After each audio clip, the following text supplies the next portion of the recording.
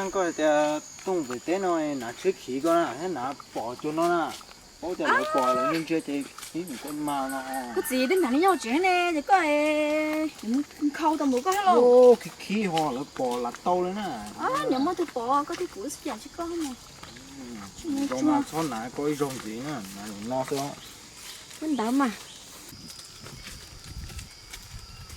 Ô con nè. Cái đó chỉ thế nào cho chị muốn chơi luôn. Con nè. Cái thứ nhỏ chỉ để bé chứ, con mua muốn sâu cho gì bút thì sẽ bút gì là bút nó của ta kêu tôi một rồi. Ôi dồi, quỷ nó sức của cho tao luôn à, nhưng có bài cũng thua có bài nữa. Cho từng vô mà, cái đó đủ nó bé chính xác chứ na. Ôi dồi, bài gì của bài nữa. Bài nó mở lên rồi. Bị khổ đúng không?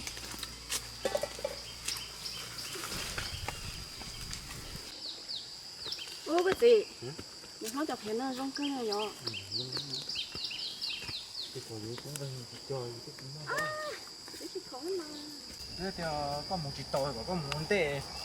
Sao cái lo tiếng mù nó trồng tôi cái một trồng coi liều vô. Để chị con luôn nhé mà. Để tao thì rồi chứ mày ơi. Muốn chơi đó là nhiều. Ô, có tiếng nó phải sửa rồi. Nó thật tài rồi.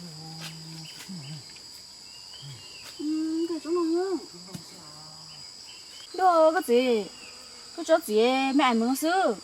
Chứ mà chỗ nó nán nó cười rồi.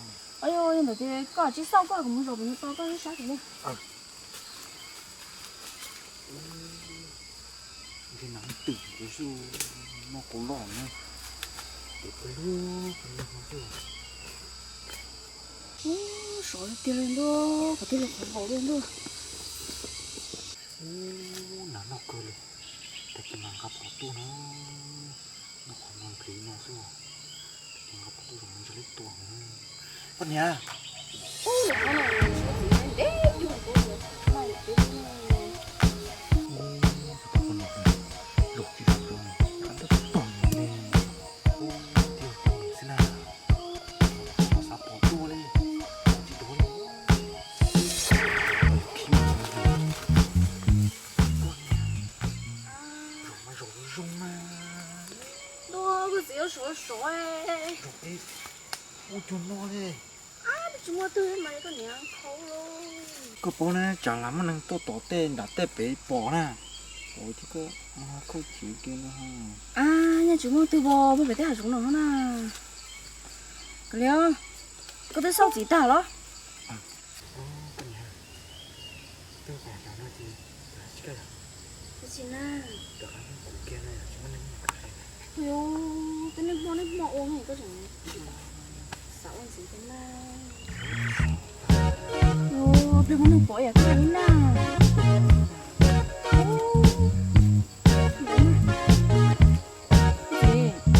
Tiêu rồi chị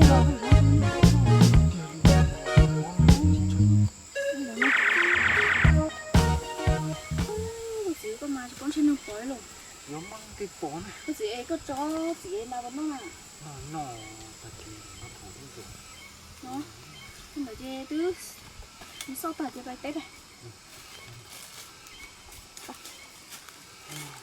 cái nào